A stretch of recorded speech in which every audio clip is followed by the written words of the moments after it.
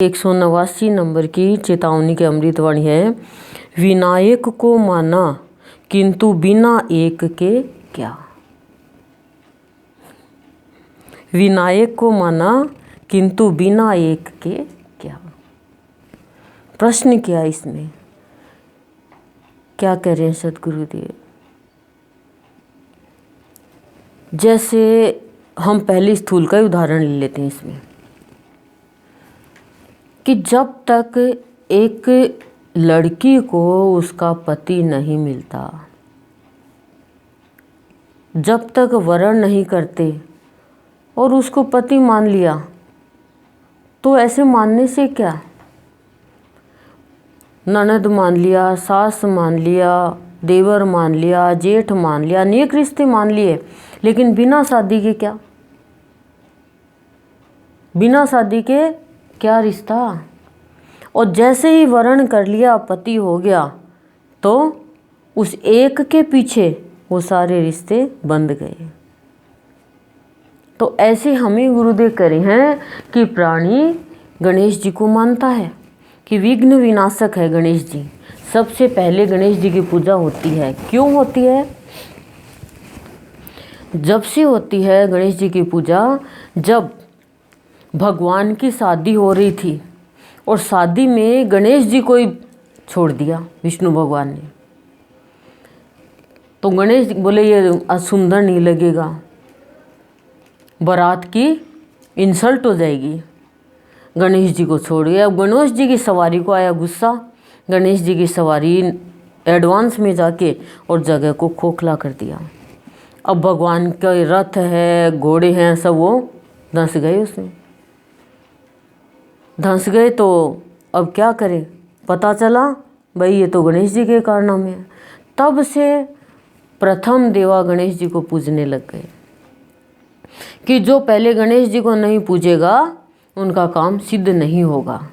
पर गुरुदेव क्या कह रहे हैं कि मानना गणेश जी को, पर बिना एक के खाली मानना ही कि भगवान जी ये हमारा काम हो जाए, भगवान हमारे हैं, गणेश जी हमारे हैं, ये नहीं बन पाया, रिश्ता नहीं बन पाया। क्यों? बिना एक के, बिना एक के कुछ भी संभव नहीं है। वो एक क्या है?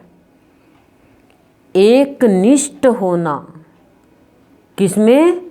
एक गुरु में। जब तक एक गुरु नहीं मिलता है तब तक मनुष्य का काम सिद्ध नहीं होता है।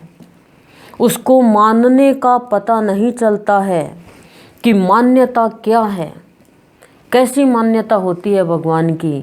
जिस दिन वो एक गुरु के चरणों में झुक जाएगा और उसको अपना इष्ट मान लेगा, गुरु कान फूंकने वाले गुरु नहीं, जो अपने प्राण फूंक दे वो गुरु, जो हमारे जीवन में जागृति लाए वो गुरु। उपदेशक गुरु नहीं होते हैं, गुरु वो होते हैं जो हमारे जीवन में जागृति लाए। एक इष्ट, यदि एक इष्ट हमारा गुरु है तो हमें राम और कृष्ण की कृपा भी मिलेगी, ब्रह्मा विष्णु महेश के दर्शन भी होंगे और गणेश जी को भी विघ्न दूर करने पड़ेंगे। एक पति हमारा अपना है तो किसी को बुलाने की ज़रूरत नहीं है, वो अपने आप सबको बुला लेंगे, सबके साथ रिश्ता हो जाएगा। पति के साथ रिश्ता हो गया तो देवर के साथ बनाने की ज़रूरत नहीं है, जेठ के साथ रिश्ता बनाने की ज़रूरत नहीं है, अपने आप ही हो गए, स्वतः ही हो गए। पर हमारी भक्ति, हिंदुओं की भक्ति कैसी है? कैसी भक्ति है? अभी तो मौसमी का रस पी लिया, 10 मिनट बाद में दूध पी लिया, 10 मिनट बाद में चाय पी ली, 10 मिनट बाद में केला खा लिया। अब क्या हुआ? वो कोई भी चीज़ काम नहीं करेगी। गुणकारी है तीनों सारी चीज़, दूध भी, मौसमी का रस भी, केला भी, जो भी खाया हमने गुणकारी है, लेकिन वो सारे बराबर हो गए 10-10 मिनट में। ऐसे ही आज इसको पूज लिया, आज उसको पूज लिया, आज इसको पूज लिया, बस मान लिया, मानना नहीं, मेरा अपना है, मान लिया, मान ले बेटा ये मेरी माँ के जैसी है, मान लिया, ये मेरे भाई के जैसा है, मान लिया। भाई तो नहीं है ना, भाई तो नहीं है, मान लिया ये मेरी सहेली है लेकिन मेरी बड़ी बहन के जैसे है, बहन के जैसे है, बहन नहीं है। ऐसे ही भगवान को मान लिया। सब भगवान में गुण है, सब भगवान में विशेषता है, सब भगवान में शक्तियाँ हैं, लेकिन बस मान लिया कि ये भगवान मेरा ये काम कर देगा, बस इतना ही मान लिया। मानना नहीं है, विश्वास के साथ मान लिया, यानी बस इसके जैसा है, ये मेरा काम कर देगा।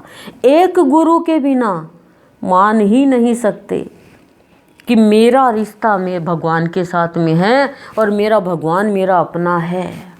वो गणेश जी तो मेरे ही भीतर में विराजमान है, मैं स्वयं ही गणेश जी का रूप हूँ, विघ्न विनाशक हूँ, पर हम नहीं मानते इस चीज़ को। क्यों? क्योंकि एक गुरु के अभाव में प्राणी भटकता रहता है।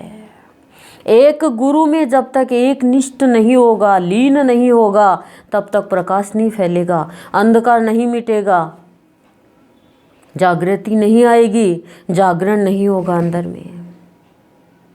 तो मानते रहो। मतलब गुरुदेव ने बताया एक जगह अपने प्रवचन में कि मनुष्य के बाहर कर्म में कोई विघ्न बाधा नहीं आए, इसके लिए वो गणेश जी को मानता है, प्रार्थना करता है, वंदना करता है, लेकिन जीवन में कितनी बाधा जाए, उसके लिए क्या करता है? उसके लिए एक निष्ठ होकर अपने गुरु को अपना माने कि गुरुदेव आप मेरे हो तो मेरे लिए सब देवी देवता तैयार है, और आप ही मेरे नहीं हो तो मैं भटकती रहूँगी, अटकती रहूँगी और मैं सोई हुई हूँ। क्योंकि एक इष्ट, एक गुरु टेक रखता है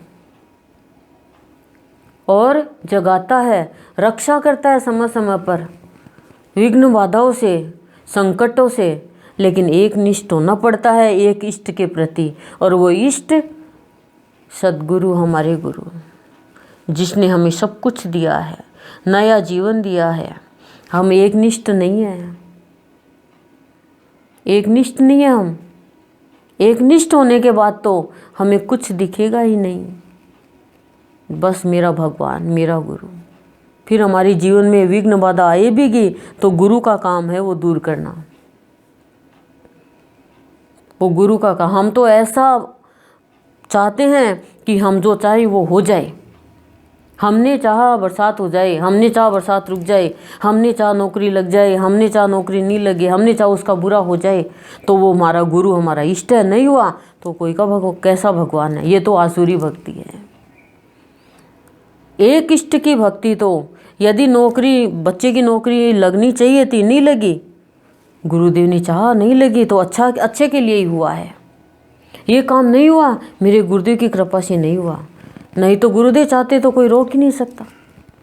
ये होती है एक इष्ट और एक निष्ठ की भक्ति। तब जाके करें, विनायक को मानो तो तुम्हारी जीवन में बाहर आएगी, नहीं तो मानते रहो बस।